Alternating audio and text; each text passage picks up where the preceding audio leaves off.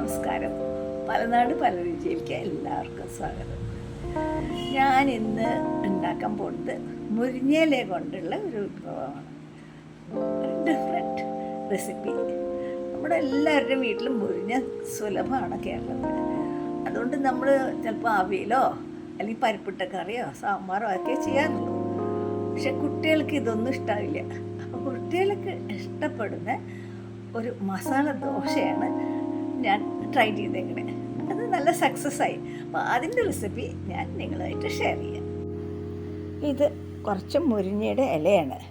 ഈ മുരിങ്ങ ഇല ഇനിയിപ്പോൾ ക്ലീൻ ചെയ്യണം. മുരിങ്ങയുടെ ഇലയ്ക്ക് ധാരാളം ഔഷധ ഗുണങ്ങളുണ്ടെന്ന് ഇപ്പോൾ മെഡിക്കൽ സയൻസ് തന്നെ കണ്ടുപിടിച്ചിട്ടുണ്ട്. ഇപ്പോൾ നമ്മൾ മാത്രമല്ല, നോർത്ത് ഇന്ത്യയിലും ഇത് മുരിങ്ങയുടെ ഇല കൊണ്ട് അവർ ചപ്പാത്തിയിൽ ഫില്ല് ചെയ്യുകയും സബ്ജി ഉണ്ടാക്കിയൊക്കെ ചെയ്യുന്നുണ്ട്. അപ്പോൾ നമുക്ക് കുട്ടികൾക്ക് കൊടുക്കാൻ പാകത്തിൽ അതൊരു ഡിഫറെൻറ്റ് ടേസ്റ്റായിട്ട് നല്ല സ്വാദിഷ്ടമായിട്ട് ഉണ്ടാക്കാനാണ് ഞാൻ ശ്രമിച്ചേക്കണേ.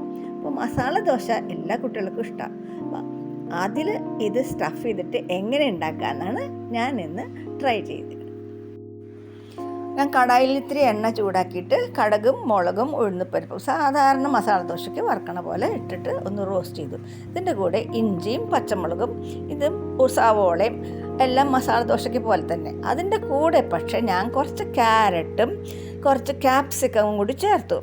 ഇതൊന്ന് നല്ലോണം വരട്ടി കഴിഞ്ഞിട്ട് ഇതിൻ്റെ പകുതി ഭാഗം നമ്മൾ മാറ്റി വയ്ക്കും. എന്നിട്ട് പകുതി ഭാഗത്തേക്കാണ് ഞാൻ മുരിങ്ങയില ചേർത്തിട്ട് ആണ് റോസ്റ്റ് ചെയ്യണത്. മുരിങ്ങയില വേഗം വേവും, അതുകൊണ്ട് അധികം റോസ്റ്റ് ചെയ്യേണ്ട ആവശ്യമില്ല. കുറച്ച് നേരം റോസ്റ്റ് ചെയ്യുമ്പോഴേക്ക് തന്നെ അതിൻ്റെ ഒരു ഫ്ലേവറൊക്കെ വരും.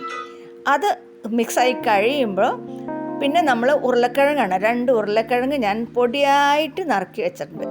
അപ്പോൾ ഇതൊന്ന് റോസ്റ്റ് ചെയ്തിട്ട് ഇത് മാറ്റി വെച്ചിട്ട് ബാക്കിയുള്ള സബോളയിലേക്ക് ഞാൻ ഉരുളക്കിഴങ്ങ് ചേർത്തു. അതിലേക്ക് ഇത്തിരി മഞ്ഞൾപ്പൊടിയും കുറച്ച് ഉപ്പും ചേർത്ത് അത് ഈ എണ്ണയിൽ തന്നെ അങ്ങോട്ട് മൊരിച്ചെടുക്കുകയാണ് ചെയ്യണേ. എണ്ണയിൽ നിങ്ങൾക്ക് വേവുന്നില്ല എന്ന് വെച്ചാൽ കുറച്ച് വെള്ളം നമുക്ക് ചേർക്കാം, പക്ഷെ അധികം ചേർക്കരുത്. സ്പ്രിങ്കിൾ ചെയ്താൽ മതി വെള്ളം. എന്നിട്ട് അടച്ച് വെച്ച് ലോ ഫയറിൽ കുക്ക് ചെയ്തെടുക്കുക. എന്നിട്ടൊന്ന് മാഷ് ചെയ്യുക ഈ ഉരുളക്കിഴങ്ങ്. ഇതിലേക്ക് നമ്മുടെ മുരിങ്ങയുടെ ഇലയുടെ മിക്സ്ചറും കൂടി ചേർത്ത് നല്ലോണം അത് ഇളക്കിയെടുക്കണം. നല്ലോണം ഈ മുരിങ്ങയുടെ ഇല ഉടച്ച് നല്ലോണം ചേർത്തെടുക്കണം. അപ്പോൾ അതിൽ വേറെ ടേസ്റ്റ് വരില്ല. ഇതാണ് നമ്മുടെ മസാല ദോശയ്ക്കുള്ള ഫില്ലിംഗ് ആയിട്ട് വരുന്നത്. ഇതിൻ്റെ കൂടെ ഒരു തക്കാളി ചട്നിയും കൂടി ആയാൽ നല്ല ടേസ്റ്റായിട്ട് കുട്ടികൾ കഴിച്ചോളും.